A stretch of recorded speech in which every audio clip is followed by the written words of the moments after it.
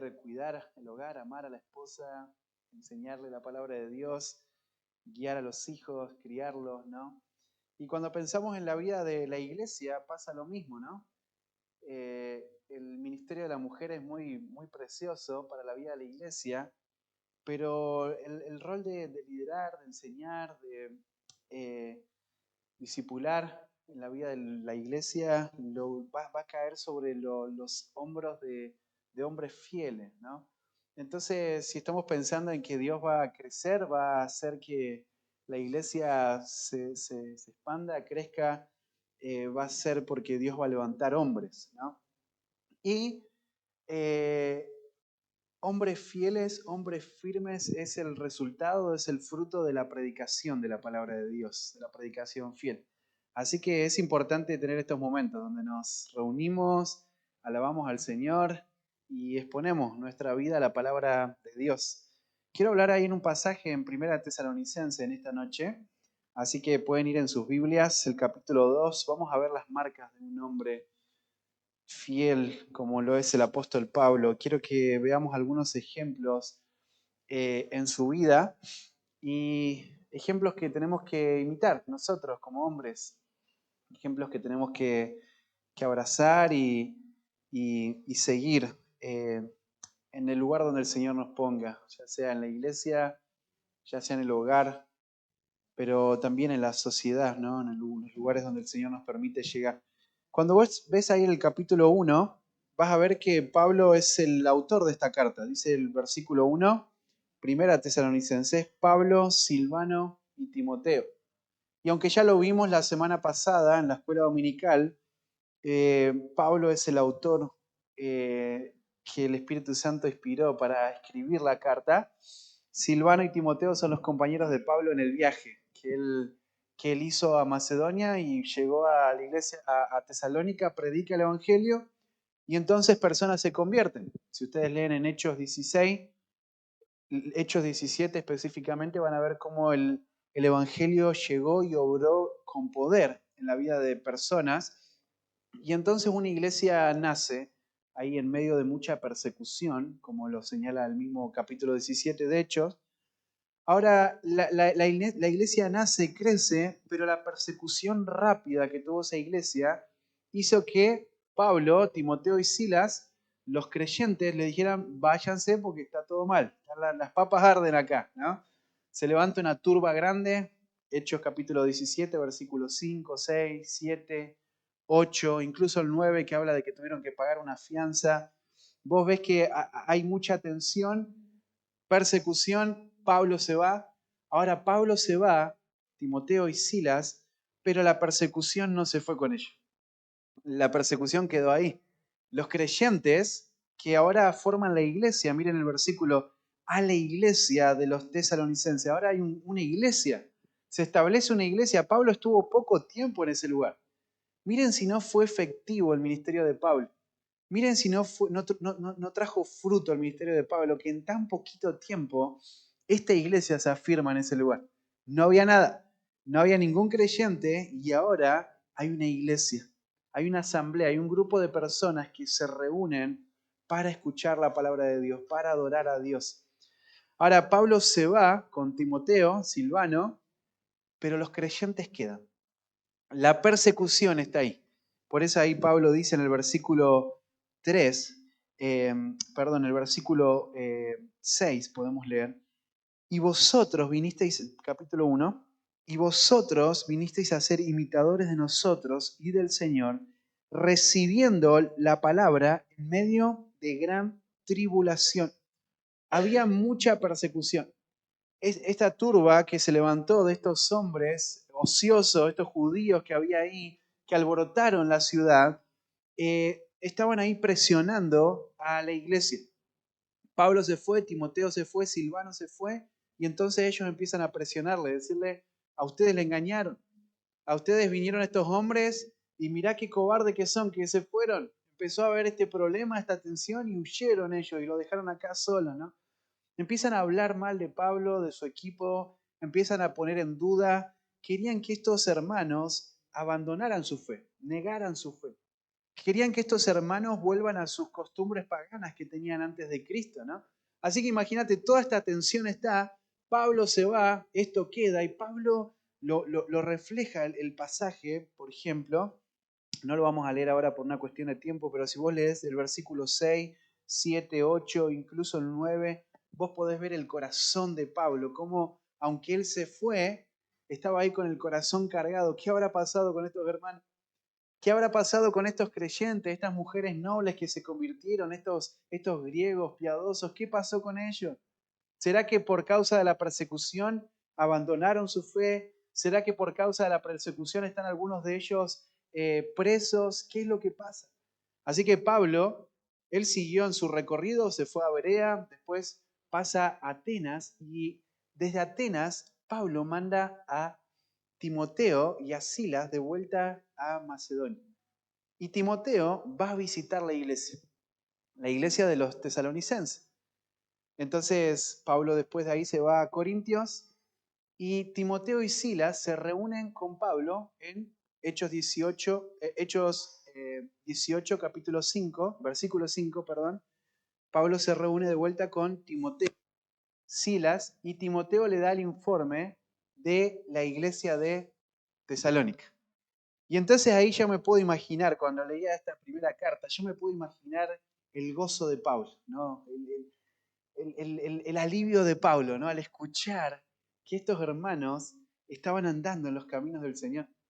Al escuchar que estos hermanos, por más que hubo mucha presión y mucha tensión, estos hermanos estaban firmes en el Señor. Estos hermanos estaban obrando, estos hermanos estaban trabajando, estos hermanos estaban firmes, luchando con su pecado. Es lo que nos va a mostrar en el capítulo 1, todo completo, ¿no? Estos hermanos estaban creciendo, estos hermanos estaban firmes en el Señor. Y Pablo recibe este informe y entonces Pablo escribe esta carta. La escribe desde Corintio y el capítulo 1, hermanos, en el capítulo 1 vamos a ver cómo Pablo da gracias a Dios por la salvación de estos hermanos. El versículo 5, el versículo 4 dice, porque conocemos, hermanos, amados de Dios, vuestra elección, pues nuestro evangelio no llegó a vosotros en palabras solamente, sino, sino también en poder, en el Espíritu Santo y en plena certidumbre. Fíjate, el evangelio no fueron palabras para ellos solamente, ¿no? Sino que el Espíritu tomó esas palabras del evangelio y obró en poder en la vida de estos hermanos, ¿no? Así que ellos realmente son salvos y lo son porque Pablo está seguro de que ellos están en Cristo por la forma en la que ellos viven ahora. Hoy a las 4 y 5 de la tarde más o menos estábamos acá con un grupo de jóvenes y veíamos cómo ellos se convirtieron, el versículo 9, ¿no? Se convirtieron, o sea, hubo un giro, un cambio en su vida de los ídolos a Dios. Realmente ellos habían convertido, ¿no? Realmente ellos habían entendido el Evangelio y el Evangelio había obrado con poder en ellos porque ellos hoy estaban viviendo una vida que reflejaba eso, ¿no? Entonces en el capítulo 1, Pablo va a presentar las evidencias de una verdadera conversión, ¿no? Pablo va a presentar las evidencias de una fe genuina. Una fe genuina no son solo palabras. Una fe genuina no es una profesión de fe. Una fe genuina es una vida transformada. Es una vida que abandona el pecado y vive para Dios. Lucha con el pecado. Es una vida que obra, que se esfuerza, que trabaja, que sirve a Dios. Eso es lo que Pablo va a mostrar en el capítulo 1. Pero en el capítulo 2, que es el tema que vamos a tratar hoy, Pablo va a comenzar a defender su ministerio. Pablo va a comenzar a defender la obra, el ministerio que él realizó en Tesalónica mientras estuvo visitando a estas personas. Y la razón de esto es porque, como les conté en Hechos 18, esta persecución hace que Pablo y Timoteo se vayan rápido, estuvieron poco tiempo, 3, 4, 5 semanas, un mes y medio, no sabemos cuánto tiempo estuvieron ahí, pero estuvieron poco tiempo. Ahora estos judíos que habían juntado esta turba, estos ociosos, para alborotar la ciudad, para expulsar, para perseguir a Pablo y a los creyentes, Ellos seguían intentando que estos creyentes abandonen su fe. Así que estos judíos empezaron a hablar acerca de Pablo, ¿no? Y decirle, miren, ustedes están viviendo de esta manera porque escucharon esto de este hombre que hoy se fue. Es un cobarde. Él vino acá y se aprovechó de ustedes, ¿no? Él vino acá para sacar ventaja de ustedes, pero realmente él es un falso maestro. Él es un mentiroso, él es un impostor, él tiene malas motivaciones, ¿no? Probablemente estos creyentes están presionados de esta forma. Entonces, Pablo va a escribir este pasaje porque Pablo quiere recordarle a estos hermanos que la forma en la que Pablo actuó con ellos fue de una forma correcta. Pablo fue un hombre, Pablo fue un caballero. Pablo fue y realizó un ministerio que era un ministerio de Dios, no era de él. Y este ministerio era un ministerio fiel. No era un ministerio falso. Este ministerio produjo fruto Dios a través de este ministerio, ¿no? Porque ahora ellos se habían convertido y eran una iglesia, ¿no? Así que Pablo comienza. Miren, quiero mostrar varios puntos acá en este capítulo. Vamos a tratar de avanzar varios versículos, pero miren ahí en sus Biblias, capítulo 2, versículo 1. Porque vosotros mismos sabéis, hermanos, que nuestra visita a vosotros no resultó vana, no resultó vana. Miren, Pablo les dice a estos hermanos, les dice, ustedes mismos saben, sabéis, fíjate esa palabra sabéis, es la palabra para comprender. O sea, esto no era algo que Pablo imaginaba, ¿no? Fui allá y fue buena mi visita. ¿Vieron cuando viene algún misionero y da un reporte y dice, creo que fue buena la visita, ¿no?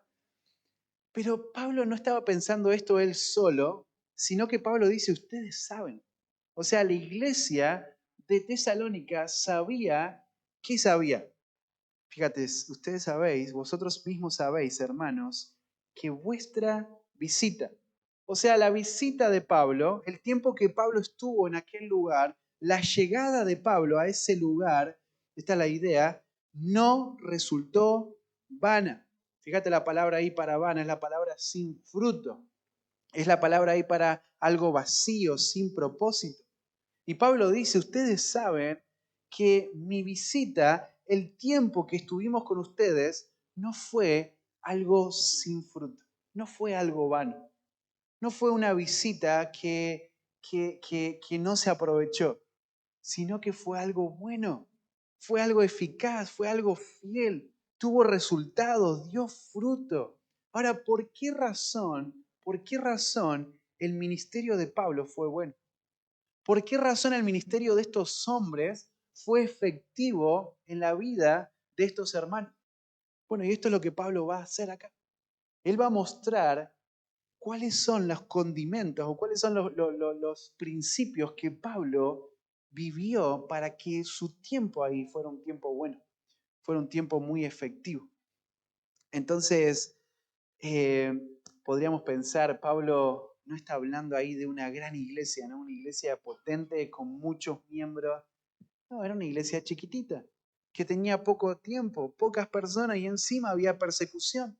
Así que Pablo no habla de números, Pablo no habla de eventos, Pablo no, ni siquiera habla de aceptación de las personas, porque todo lo contrario, lo echaron, lo sacaron a Pablo. Así que, ¿de dónde saca Pablo que fue un ministerio efectivo, que fue un ministerio fiel el de ellos? Si lo que vemos es poca gente que está siendo perseguida, Pablo se fue, tuvo que huir.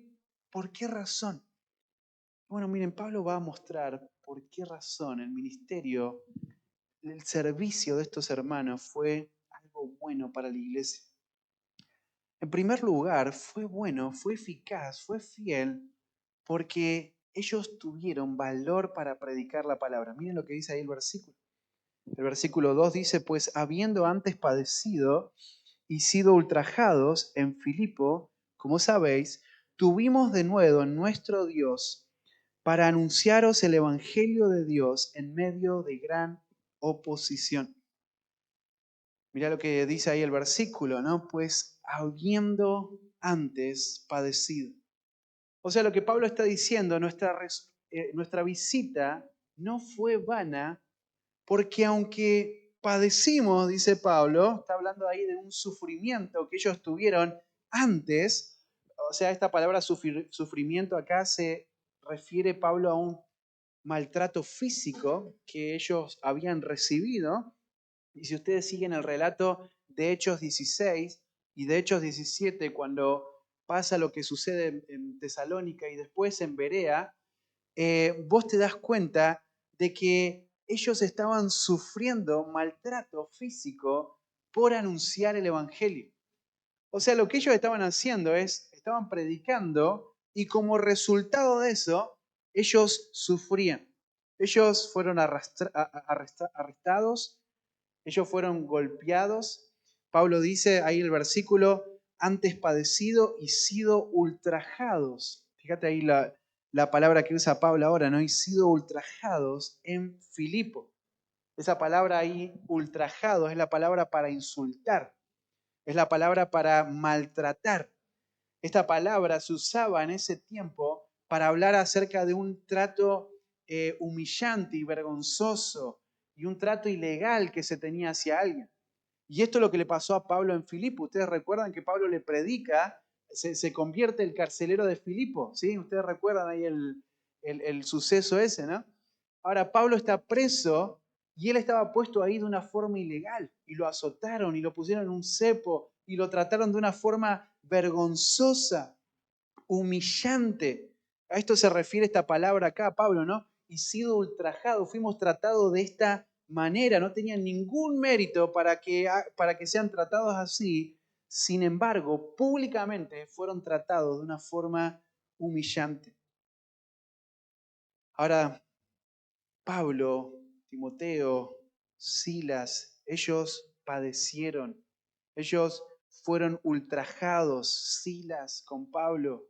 Y Pablo dice ahí, como sabéis, padecimos, hemos sido ultrajados, como sabéis. Pero fíjate lo que dice Pablo, tuvimos de nuevo, tuvimos de nuevo.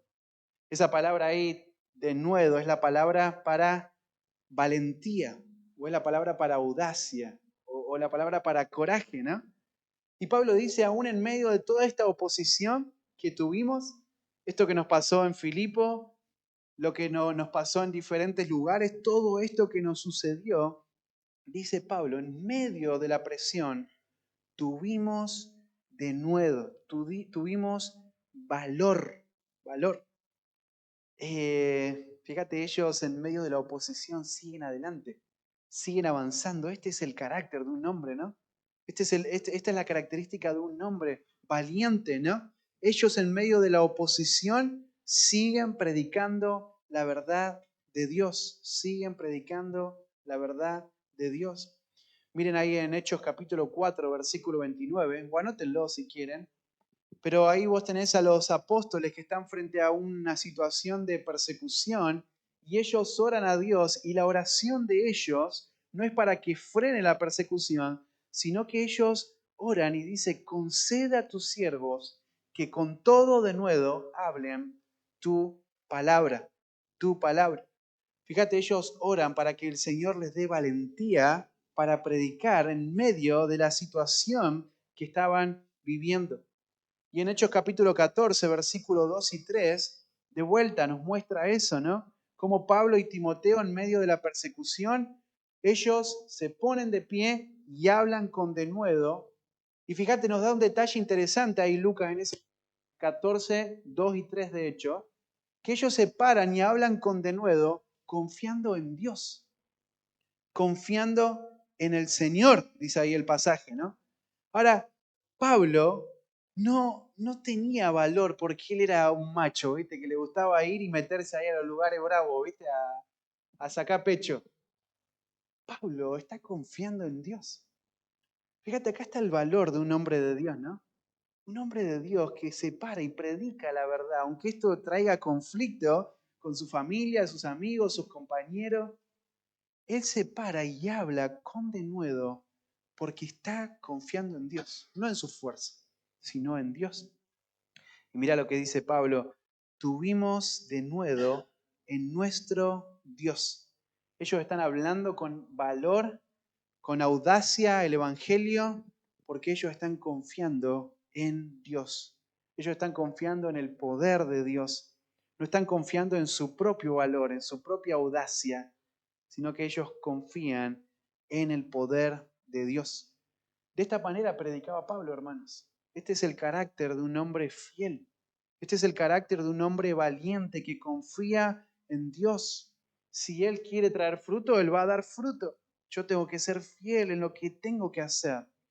Así que la predicación valiente, la audacia, la valentía para confiar en Dios y hablar la verdad, ¿no? Así que Pablo, frente a la tensión, a la persecución, él no buscó dar un mensaje agradable a los oídos de la gente. Él no se preguntó qué es lo que esta ciudad siente que tiene que escuchar, sino que él predica el Evangelio y entonces lo hace con valor porque hay un contexto hostil, porque hay mucha persecución alrededor. Así que él se levanta y habla el Evangelio. Mira, dice ahí el versículo, tuvimos de nuevo en nuestro Dios para anunciarles, fíjate, esta palabra es la palabra para proclamar, pronunciar, predicar el Evangelio de Dios, las buenas noticias, las buenas nuevas de Dios. Esto es importante porque Pablo tiene denuedo, tiene valor, tiene confianza en Dios, pero para predicar el Evangelio de Dios, Pablo habla la verdad de Dios. Pablo tiene un compromiso con la verdad. Pablo tiene un compromiso con la precisión. Él no quiere disminuir la verdad, sino que él habla el Evangelio con valor. Hermanos, el Evangelio, fíjate, dice de Dios. El Evangelio es de Dios. El Evangelio no es de los hombres. Dios es su autor. Por lo tanto, los hombres lo que tenemos que hacer es predicar el Evangelio de una forma precisa, porque es el Evangelio de Dios. No estamos ahí cambiando, adulterando el mensaje, ¿no? Así que esto también es importante tenerlo en mente. Pero fíjate, dice, en medio de gran oposición.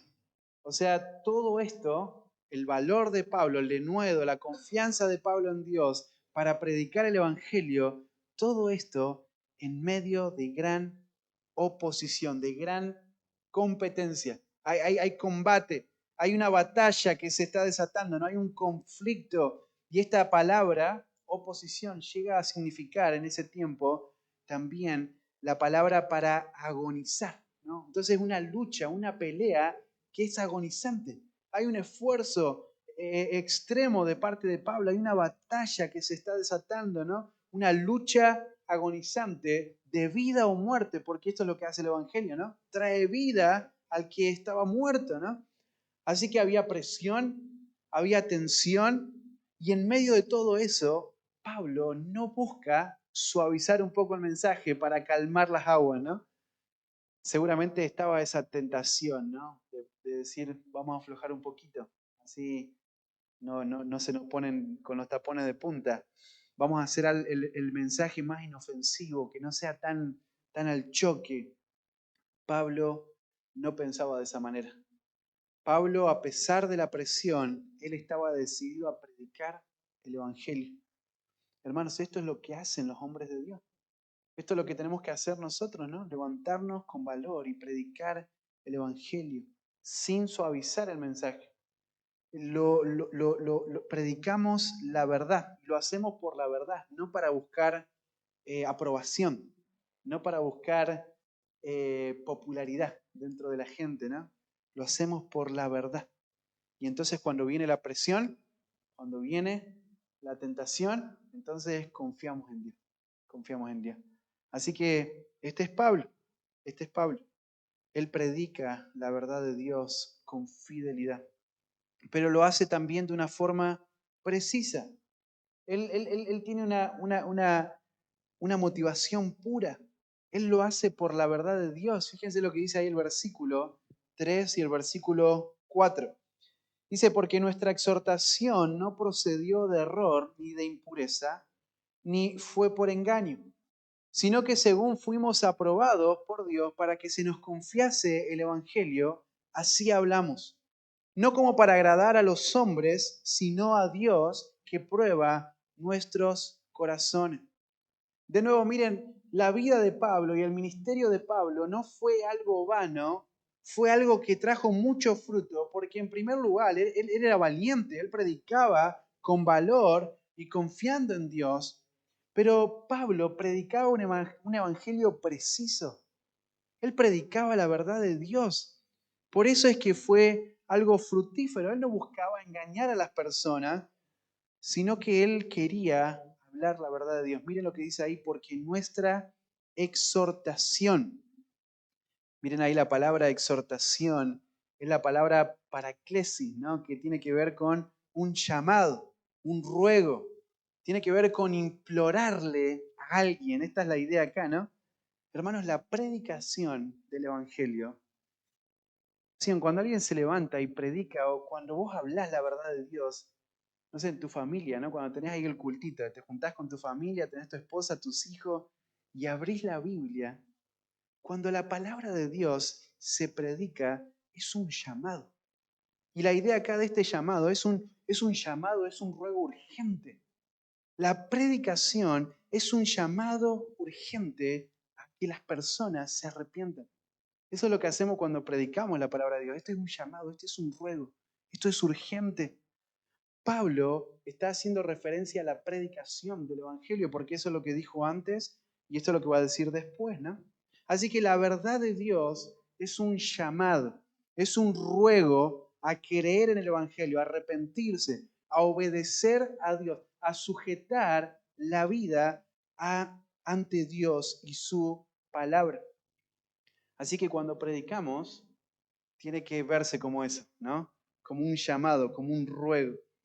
Ahora mira, dice Pablo, nuestra exhortación, nuestra predicación, nuestro llamado a ustedes no procedió, dice Pablo, de error. Fíjate, Pablo se para y habla la verdad con valor en medio de gran tribulación. Él lo hace confiando en Dios, pero miren, su mensaje es un mensaje preciso. Mira, dice que la predicación no procedió de error. O sea, el origen de este mensaje no es el engaño, no es el fraude, no es la falsedad. Fíjate, esta palabra acá tiene el sentido de algo que desvía, ¿no? Que extravía de la verdad. Podemos pensar, bueno, pero no fue un error tan grande, ¿no? Pasa. Hermanos, cualquier error, por más pequeño que sea, tiene como fin o va a llevarnos a desviarnos, a extraviarnos completamente del Evangelio, de la verdad. Es cuestión de tiempo. Si es que vos estás prestando tu oído a la mentira, al engaño, al error, entonces es cuestión de tiempo para que termines totalmente extraviado de la verdad de Dios. Así que Pablo dice, la predicación, mi predicación no tiene error en lo absoluto, porque es la verdad de Dios. No es mi predicación, no es mi mensaje, sino que es el llamado, es la predicación, el ruego de Dios. No tiene error. Miren, dice ahí ni de impureza. La palabra impureza es la palabra para inmoralidad, corrupción, ¿sí? Este término siempre está relacionado con la impureza sexual. Probablemente Pablo es acusado, ¿no? Por estos judíos que estaban ahí en Hechos 17, en Tesalónica. Pablo lo acusa, ¿no? Y le dicen, este hombre es un estafador, ¿no? Este hombre es un corrupto, es un impuro. Ellos querían desacreditar a Pablo y el ministerio de Pablo porque quieren que estos hermanos abandonen su fe. Así que Pablo les dice, mi ministerio no fue vano, porque en mi ministerio hablamos con valor la palabra de Dios, lo hicimos en medio de persecución, pero no tiene error, no tiene engaño, y mi motivación es pura, dice Pablo. Yo no estoy ahí con una motivación impura, ¿no? Miren lo que dice ahí lo próximo, dice, ni fue por engaño. La palabra ahí, engaño, es la palabra para sagacidad, ¿no? La palabra para señuelo, ¿no? Ese término que se usa para hablar de un señuelo en la pesca, ¿no? Que Queremos agarrar un pescadito, le metemos un gusanito, una lombriz que se mueva y que engañe, así el pescado va y atrapa, ¿no? Fíjate, esta es la idea acá, ¿no? Mi predicación no fue por engaño. O sea, no fue con la intención de seducirlos, de engañarlos. Eso es lo que hacen los falsos maestros, ¿no? Los falsos maestros engañan porque quieren sacar un provecho, tienen una motivación que no es anunciar la palabra de Dios, ¿no? Así que Pablo, él dice, yo no quiero manipular a las personas. Cuando yo voy y me levanto y predico de forma valiente, lo hago porque quiero agradar a Dios. No estoy buscando manipular a las personas. No estoy buscando sacar algún provecho a través del engaño. Pablo está comprometido con la verdad. Pablo está comprometido con la verdad. Pablo no quiere engañar, no quiere aprovecharse, no quiere manipular, porque él está comprometido con la verdad de Dios. Y Pablo dice, sino que, miren, su exhortación, su llamado, no procedió de engaño, ni de impureza, ni por manipulación, sino que, miren el contraste que está marcando Pablo, ¿no? Esto es lo que le acusaban a él, ¿no? Vos predicás de esta manera, Pablo, y Pablo le dice, no es de esa manera, sino que todo lo contrario.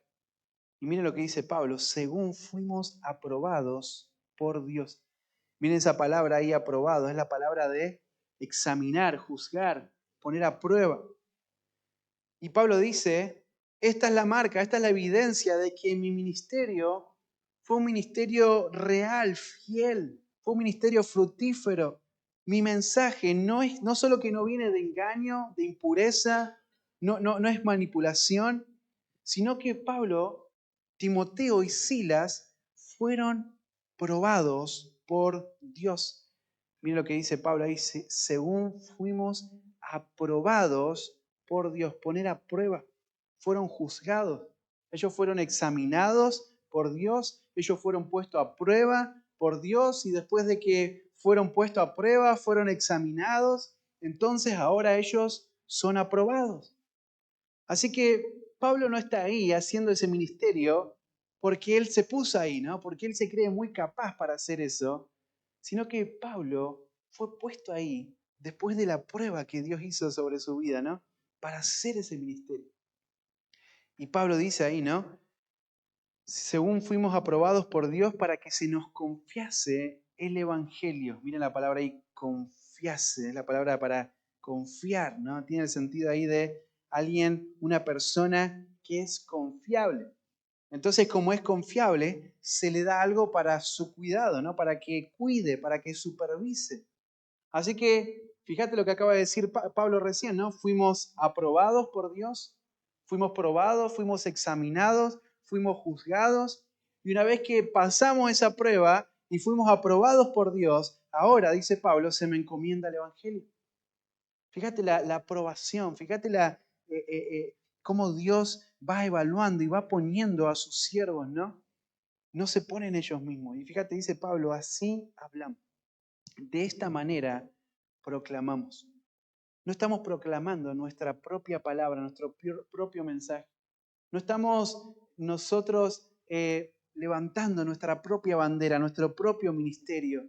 No nos pusimos nosotros mismos, hablamos la verdad de Dios, porque esto es lo que Dios nos encomendó hacer, hablar la verdad de Dios. Hermanos, esto es una verdad tremenda, ¿no? Porque Dios levanta hombres para hacer su ministerio, para hacer su obra. Dios llama a estos hombres, los equipa y los envía a hacer la tarea de predicar la palabra de Dios. Y Pablo dice, así hablamos, no como para agradar a los hombres. Miren la palabra ahí, complacer, o la palabra satisfacer, contentar, sino a Dios, no como para agradar a los hombres, sino a Dios.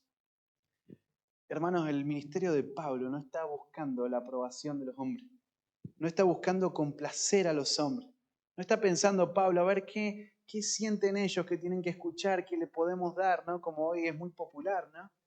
En estos tiempos. Él no estaba buscando eso, ¿no? No estaba buscando la popularidad, complacer a los hombres. Pablo quiere agradar a Dios. Y miren, dice Pablo, no como para agradar a los hombres, sino a Dios, que prueba nuestros corazones. Miren esa palabra examinar, poner a prueba, la vimos recién, ¿no? Dios examina, Dios prueba, Dios conoce el corazón, los pensamientos, las intenciones del corazón.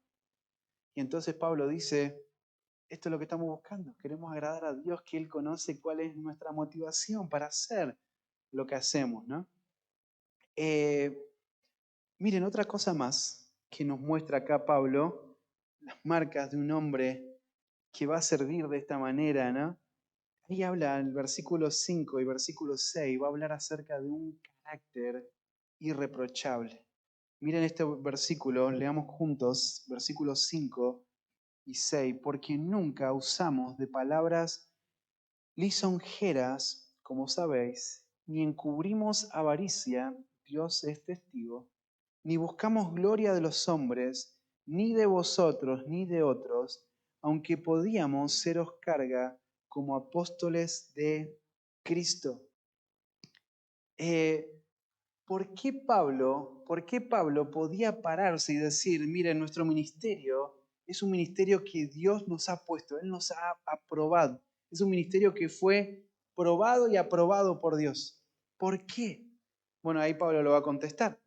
Porque nunca usamos de palabras lisonjeras. Miren esa palabra ahí, lisonjera, es la palabra para halagar o para alabar o la palabra para adular. ¿Viste cuando alguien te está adulando y vos lo sabés? Es muy obvio, ¿no? Es muy evidente. Ahora dice Pablo, nuestro mensaje no fue con el propósito de manipular a alguien, no fue con el propósito de ganar el favor de alguien, adulándolos, ¿no? Es lo que está diciendo Pablo. Ya lo vimos en los versículos anteriores y Pablo fue muy claro, ¿no? Pablo habla el Evangelio de una forma valiente, de una forma precisa. Él no quiere manipular a los hermanos, por eso dice, nunca usamos de palabras lisonjeras, como sabéis. Ellos lo saben. Esto no es una apreciación de Pablo, ellos saben, ellos son testigos de que esto es verdad. Y dice Pablo, ni encubrimos avaricia. Miren ahí, encubrimos, es la idea ahí de apariencia, ¿no? Algo que es escondido hacia afuera. Dice Pablo, nosotros no encubrimos la avaricia. Miren, ahí habla acerca de este deseo de querer tener más, este deseo insaciable, ¿no? De codiciar, de querer lo que otros tienen, de anhelar, desear lo que otros tienen. Pablo dice, la codicia no es lo que mueve mi corazón a hacer lo que hago. Ellos no están aparentando, por un lado, piedad, y por otro lado, lo que hay es este deseo de querer tener lo que estos hermanos de Tesalónica tenían. Pablo dice, no es esto. Primera de Pedro 5 nos muestra que los ancianos deben servir a Dios no por fuerza, sino voluntariamente, no por ganancias deshonestas, dice el versículo 2, sino con ánimo pronto. Los falsos maestros son los que manipulan la verdad para saciar la codicia de su corazón. Pablo dice, no es así. Mi carácter no es así. Y dice Pablo, Dios es testigo. Hermanos, el Señor ve todas las cosas, ¿no? El Señor ve lo que pensamos, cuál es la motivación que tenemos al hacer lo que hacemos cuando hacemos las cosas. Él sabe todas las cosas. Él sabe aún los motivos del corazón de Pablo. Por eso Pablo dice, Dios es testigo. Dios es testigo de que yo no estoy adulando a la gente y aparentando algo que en realidad lo que hay detrás es avaricia. Dios es testigo. Ellos lo saben, Dios es testigo. Y dice Pablo, ni buscamos gloria de los hombres. Fíjate, buscar es la palabra para un deseo, un anhelo fuerte. Y gloria es la palabra para elogio, ¿no? La palabra para alabanza, grandeza. Pablo no está anhelando tener la grandeza de los hombres, ni de vosotros, tampoco de los tesalonicenses, de los creyentes, ni de otros. O sea, no es la iglesia, no es afuera, no es nadie, dice Pablo. Nadie. Pablo no busca ser popular. Pablo no busca tener la aprobación, tener el beneficio, recibir algo. Pablo, él quiere solo agradar a Dios. Él no quiere agradar a la iglesia, él no quiere agradar al mundo, él quiere agradar a Dios. Y dice Pablo, aunque podíamos seros cargas como apóstoles de Cristo, Pablo pudo haber usado su autoridad como apóstol, ¿no? Para decir, miren, soy un apóstol, así que denme sus recursos para ser sostenido, porque el obrero es digno de su salario. Pablo no usa eso. Pablo no busca el reconocimiento, él no busca la alabanza de los hombres, ¿no? Hay una marca más, miren, que esta es muy importante, número 4, podríamos decir, ¿no? Y podemos ver acá en la vida de Pablo un amor desinteresado por la iglesia. Miren el versículo 7 y el versículo 8. Antes fuimos tiernos entre vosotros como la nodriza que cuida con ternura a sus propios hijos. Tan grande es nuestro afecto por vosotros que hubiéramos querido entregaros no solo el Evangelio de Dios, sino también nuestras propias vidas, porque habéis llegado a sernos muy queridos. Miren qué interesante la forma en la que comienza Pablo, ahí ese versículo 7, ¿no? Antes fuimos tiernos entre vosotros. Miren, ese antes lo que hace es marca el contraste, ¿no? O sea, no predicamos por engaño, no encubrimos avaricia, no buscamos la gloria de los hombres, dice Pablo, sino que antes fuimos tiernos entre vosotros. Miren ahí la palabra tierno, es la palabra para amable, es la palabra para gentileza, alguien que es gentil. Esa palabra aparece en 2 de Timoteo 2, versículo 24. Vos podés leer del 23 al 26, pero el versículo 24 aparece que, sino amable para con todos. Está hablando ahí acerca de el siervo del Señor. No es alguien que está peleando con todos todo el tiempo, discutiendo, tratando de ganar debates, sino que el siervo de Dios es una persona que todo el tiempo es amable, es gentil. Y Pablo dice, antes fuimos gentiles, fuimos amables entre vosotros. Miren, qué interesante, en medio de vosotros. Pablo no se veía por encima de ellos, ¿no? Pablo no se veía como alguien que estaba arriba de ellos en su vida espiritual, como una autoridad. Pablo estaba en medio de ellos. Esta es la idea acá, ¿no? Entre vosotros, en medio de vosotros. Y mira, aparece ahí, Pablo va a mostrar, ¿no? Como la nodriza. Ahí está hablando acerca de una madre lactante, ¿no? Cuando da a luz y ahora tiene que cuidar, tiene que sustentar, tiene que alimentar a su bebé, a su hijo, ¿no? Y Pablo dice, nosotros fuimos gentiles, fuimos amables entre vosotros dentro de la iglesia como una madre lactante. ¿Qué es lo que hace una madre lactante? Bueno, una madre lactante cuida a sus hijos, alimenta a sus hijos, los sustenta. Y fíjate, Pablo dice, como la nodriza que cuida con ternura a sus propios hijos. Fíjate, Pablo tuvo un cuidado especial para estos hermanos. Él protege a estos hermanos. Él conforta a estos hermanos. La idea acá, ¿no? De que cuida con ternura, provee del abrigo, del calor, del alimento, todo lo que necesita, pero literalmente ahí el calor corporal. Esto es lo que hace una madre amorosa, ¿no? Toma a su hijo, lo pone en sus brazos, lo cuida, lo protege, le da el calor de su propio cuerpo. Y Pablo agarra y toma esta metáfora e ilustra la forma en la que un hombre da su vida y cuida y ama a una iglesia de una forma desinteresada. Porque ya lo dijo Pablo, no está esperando nada a cambio de ellos, ¿no? Así que esto ilustra la forma en la que Pablo cuidó a estos hermanos.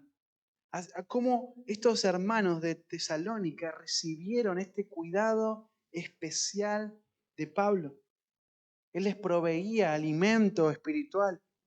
Él le daba la leche espiritual no adulterada, como lo señala Pedro, ¿no?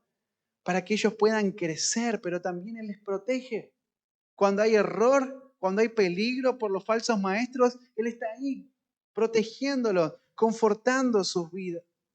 Hermanos, esta es la marca del ministerio de un hombre fiel, de un siervo de Dios. Miren lo que dice ahí el versículo: tan grande es nuestro afecto por vosotros, que hubiéramos querido entregaros no solo el Evangelio de Dios, sino también nuestras propias vidas. Miren, tan grande es el afecto que Pablo tiene por estos hermanos. Esta palabra afecto es el deseo, este deseo profundo, este afecto profundo que tiene Pablo. Y miren, tan grande es que hubiéramos querido entregaros no solo el Evangelio de Dios. O sea, suena como un deseo de Pablo, ¿no? Como un deseo que está ahí en la mente de Pablo y se le cruzó y lo puso nomás, ¿no? Pero cuando vos lees y cuando vos ves no solo el original, sino todo lo que sucede, es lo que Pablo hizo. Esto ocurrió. Pablo tenía un afecto tan grande por la iglesia que no solo les entregó el Evangelio, sino que él entregó su propia vida. Y nosotros sabemos que él terminó muriendo por causa de la iglesia, por el Evangelio. Así que Pablo no está diciendo una frase que queda linda, ¿no? ¡Wow, qué héroe este Pablo! Pablo está mostrando esto es lo que realmente un siervo de Dios, un hombre de Dios hace, ¿no? Él entrega su propia vida. Él se dio por entero a la iglesia. Fíjate, tan grande es nuestro afecto por vosotros que hubiéramos querido entregaros no solo el Evangelio de Dios, sino también nuestras propias vidas. Segunda de Corintios 12:15, Pablo dice que él mismo con el mayor placer va a gastar lo que tiene, lo suyo, pero aún él mismo, su propia vida, va a gastar. Aunque dice al final del versículo, ¿no? Aunque amando más, sea amado menos. Hermanos, este es un amor desinteresado. Pablo no está esperando algo a cambio por esto, ¿no? Él se da a sí mismo, ¿no? Y dice Pablo, porque habéis llegado a sernos muy queridos, muy queridos. Uno más. ¿Cómo están? ¿Se están durmiendo o no? ¿Sí? Este es un hombre de Dios, miren, dice la verdad este hombre. ¿Estabas ahí? Bueno, anotá el punto 5, así te mantenés despierto. Un esfuerzo extenuante. Miren lo que dice ahí el versículo 9. Y vamos a terminar ahí. Dale, Aarón, ¿te parece? Terminamos con el 9, el versículo 9. Porque os acordáis, hermanos, de nuestro trabajo y fatiga, como trabajando de noche y de día para no ser gravosos a ninguno de vosotros, os predicamos el Evangelio de Dios. Miren, Pablo dice, porque os acordáis. Pablo le va a dar las razones de este amor desinteresado que le habló recién, ¿no? Ellos, fíjate lo que dice Pablo, os acordáis, ellos conocían, ellos sabían, ellos habían visto. Pablo estuvo entre ellos ministrando y aunque estuvo poquito tiempo, esto es lo que Pablo hizo. Pablo no está inventando algo acá, ¿no? Su ministerio no eran palabras, ¿no? No era que él se paraba y hablaba solamente, sino que él vivía de esta manera. Y ellos podían verlo, ¿no? Y Pablo dice, porque os acordáis, hermanos, de nuestro trabajo y fatiga. Miren acá la palabra trabajo y fatiga, cómo las usa Pablo de estas dos formas, ¿no? Tiene que ver con un esfuerzo, ¿no? Tiene que ver con, hay una actividad dura que desgasta, que es difícil, que produce cansancio, mucho cansancio. Eso es lo que dice Pablo en 2 de Tesalonicenses capítulo 3, versículos 6 al 10, pero especialmente el versículo 8 los menciona, ¿no? Cómo ellos trabajaron con afán y fatiga día y noche para no ser gravoso a ninguno de estos hermanos. Hermanos, Pablo, él trabajó de una forma dura, hasta el cansancio. ¿Cómo trabajamos de noche y de día? O sea, su trabajo era constante. Su trabajo era constante. Tal vez Pablo, lo que hacía, él tenía un oficio, ¿no? Y él hacía tienda, entonces tal vez por las noches o por las tardes o bien temprano a la mañana, se levantaba y hacía su oficio, que era hacer tiendas o un tejedor de pieles, pero trabajaba de noche y de día, o sea, un trabajo constante. Pero miren, para no ser gravoso a ninguno de vosotros, Pablo no quiere poner una carga a estos hermanos. Es una iglesia que recién comienza. Es una iglesia que estuvo ahí poco tiempo, Pablo, ¿no? 3 semanas, 4, no sé cuánto tienen ahora ellos, pero unos pocos meses. Y Pablo no quiere ser carga para ellos. Así que Pablo, Timoteo y Silas trabajan duro para sostenerse. Trabajan duro para no poner carga a estos creyentes nuevitos en la fe. Pero miren, esto es lo importante.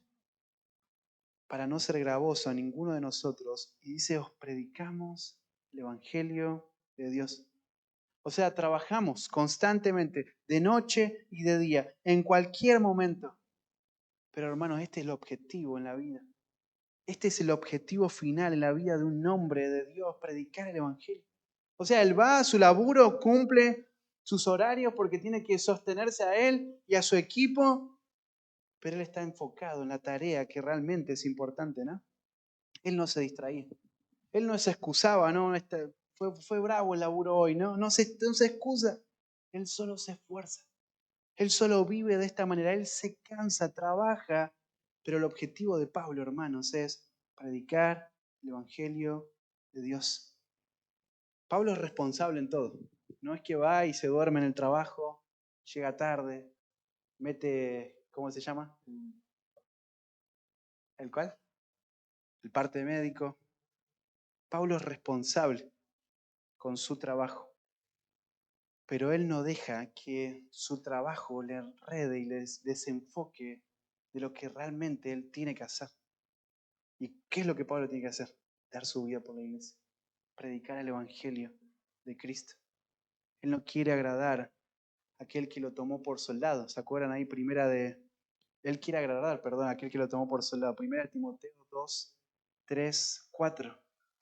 Él no quiere verse envuelto, enredado en los asuntos de esta vida, sino que él va a ser responsable en hacerlo. Pero su objetivo final en la vida, vivir para los propósitos de Dios. Vivir para los propósitos de Dios. Bueno, versículo 10, versículo 11 y versículo 12 nos va a mostrar también Pablo otros principios que serían importantes verlo. La forma en la que él se condujo frente a estos hermanos, el carácter de Pablo, cómo hizo su ministerio, pero vamos a dejarlo ahí por ahora.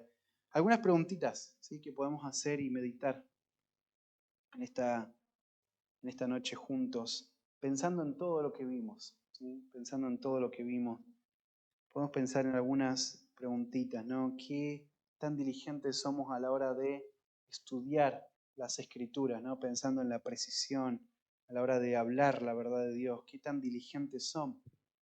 O sea, tenemos entre semana el hábito de levantarnos y estudiar las Escrituras de una forma diligente, de una manera profunda, precisa a la hora de estudiar.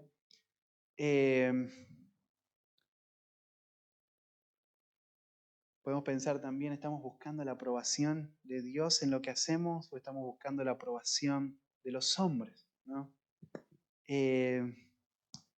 Podemos pensar, tengo varias preguntas, pero no quiero dar tantas tampoco.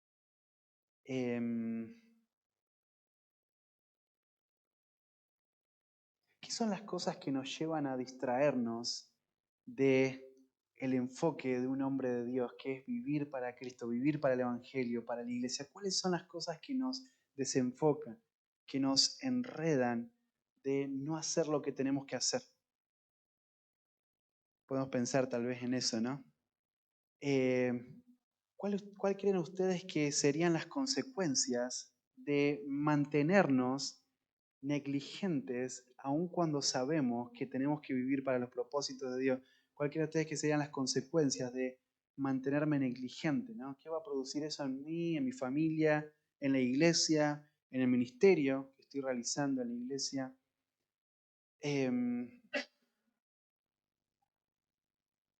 ¿Cuáles son los pecados que identifico que no me permiten estirarme para vivir de esta manera? Podemos pensar y tal vez hablar de eso. ¿La escribiste o no? ¿Si la mandás? Bueno, vamos a orar juntos para terminar en esta noche.